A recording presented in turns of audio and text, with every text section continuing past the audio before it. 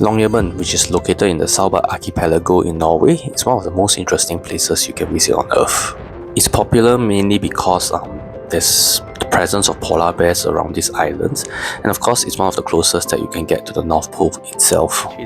So because we want to do something different, me and my wife decided to visit this remote settlement in winter just to experience what it's like to be traveling here. And this video will be just sharing of our experiences, some tips and tricks on what you can do in Svalbard, Longyearbyen, and what you can expect as well. So yeah. For starters, most of the activities here in Longyearbyen Svalbard has to be done through a tour agency, mainly because of the rules here that say that you cannot leave town due to the presence of polar bears without a gun. We stayed a total of 4 days and 3 nights here, which I feel is just the right amount of time for you to experience enough of the town. Of course, if you want a more comprehensive experience, you can stay longer, but yeah, 4 days and 3 nights is just right. There are not many flights that fly to Longyearbyen Svalbard, and most of them come from Norway. For us, we took the Tromsø flight, which landed quite early in the morning, around 9:50 actually, which gave us a lot of time to get started with our day here. One of the first things that we did after landing was to visit the Husky cafe, since we have some free time on our hands and we wanted some place to chill. The only downside is that the place is not too big, so you might have trouble finding a table if you come here during peak hours. But if you are just looking for a place to just chill, drink a cup of coffee and pet some friendly dogs, this cafe is not too bad. Our second item for the day, which is also one of the activities that you can do without a tour agency, was to visit the North Pole Expedition Museum. It's a cozy little museum dedicated to previous expeditions to the North Pole. It's quite an interesting experience reading about all the stories about people trying and succeeding in reaching the North Pole, which apparently is quite dramatic and quite challenging. Like, you never really realize how much effort our ancestors or previous people put into trying to reach the North Pole. Of course, being a museum, there's a lot of reading involved, and if you're someone who enjoys museum, this is an interesting place to visit. But if not, I wouldn't see any harm in skipping it since you need to pay for this anyway. Later that night, we had our first tour experience, which is this Northern Lights Safari by a Snowcat. In case you're curious, a Snowcat is this giant vehicle with an insulated box behind, which is supposed to protect you from the cold weather as you embark on the safari. So for us, we signed up to chase the Northern Lights, but unfortunately, due to the weather that night, which is very windy and a low KP index, we didn't have the chance to see the Northern Lights. But instead, we went on the whole nighttime safari in the open snow valley. While the tour didn't technically achieve its objective of the night, which is to look at Northern Lights, we did quite enjoy ourselves, even though we are out in the freezing cold and out in the dark, because we get to be able to experience just being in a very snowy and cold weather out in the dark without anything at all, and you're just surrounded by darkness and just snow everywhere. It was quite an exciting experience, I would say, and the tour turned out to be quite something that we will remember, and I highly recommend this, especially the night ones, because you don't really get to experience these kind of things out in the city if you come from the city, for example. After an exciting night, for the second day we had another tour, which is probably one of my favorites, which is Arctic Dog Sledding by Svalbard Husky. As the name implies, this is a tour experience where you get to sled with huskies in the icy landscape of Svalbard. This means that the Husky will be pulling you as you either become the driver or the passenger of this ice sled that we are in. What makes this tour experience slightly different than the usual Husky sledding is that from our understanding, you get to interact with the Huskies first before putting them together to the sled. So meaning you get to cuddle with them and choose your own Huskies to harness them to the sled. And this happens before and after the experience as well. So meaning you have to find your Huskies, bring them to the sled, harness them, and after the tour is finished, you have to bring them back to their house and harness them back to their house. Of course, not everyone might enjoy this because leading Huskies and trying to harness them is not easy work because they are quite strong. But for us, because we have experience with dogs before and we enjoy doing this, so we really find this tour experience to be quite comprehensive. And by comprehensive, I also mean that aside from the experience itself, the tour also provides the essentials to help protect you from the cold actually. So they gave us actually thermal wear that is quite comfy despite the wind that we experienced on the day itself. The tour itself takes about half day in total, so you either start in the morning or in the afternoon, and it takes about 5 to 6 hours. And in general, I would say it's a very worthwhile experience, memorable one, especially if you have not experienced snow and husky rides before. In that, we give you the full suite of it. You get to interact with dogs, know your dogs by name, and then as they pull you across the landscape, you get to see something that you have never really seen before.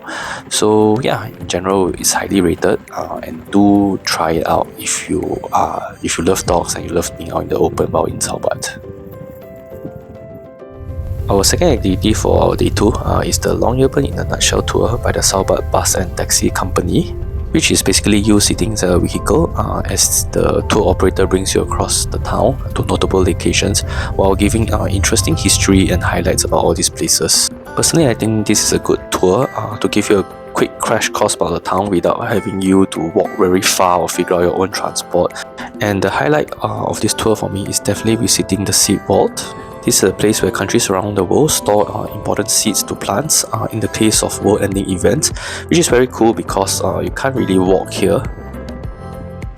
One of the other interesting places that we visited is definitely the Svalbard Church, which is probably the northernmost church in the world, and it's a very cozy place, very different from the other churches that we visited in Europe. And it's just an interesting example to see how faith is still practiced despite this place being so remote. Our last stop for this tour is the iconic polar bear warning sign just outside of town, which basically states that if you step outside of this sign, you're in danger and you need to carry a gun because of the presence of polar bears. So for our third day in Svalbard, which is also our last full day, we went for something which we always wanted to try, which is a snowmobile tour with the added trip to the ice caves nearby as well. So on paper we thought that this would be one of the more straightforward and easier tours, but it turns out that it's one of the more challenging ones, given that you need a driving license to participate in this tour and you need to carry your driving license with you all the time. And actually it turns out that driving a snowmobile isn't that easy. It's something like riding a motorcycle, with the exception that you are basically on ice and sometimes it can be quite slippery and you have to balance the snowmobile. And for this tour it took us about, I think, 2 hours or 3 hours on the snowmobile itself, traversing the landscape. But I would say that the highlight of this tour is not the snowmobile riding itself, it's one part of it, but the bigger highlight is also visiting the ice cave, which is quite far away from town and out in the open. As you can see, we are now trying to find the entrance to the ice cave here.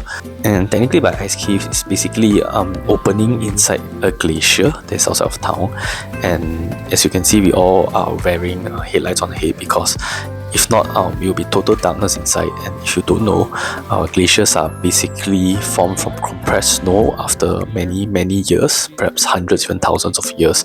And it's quite a surreal experience to be inside this natural occurring phenomenon, which, I mean, according to a guide, it's also melting all around the world due to climate change. And according to them, they had to move the entrance because the previous entrance has melted away to this new one. So yeah, this is definitely the highlight for us after the snowmobile trip, just to be inside here and just to, be in this quiet little space that's cut off from the entire world, something that we don't usually experience. So this particular ice cave that we visited is located in the Tellbreen Glacier, which is one of the nearer glaciers to Longyearbyen, about 1 or 2 hours away on the snowmobile to reach here.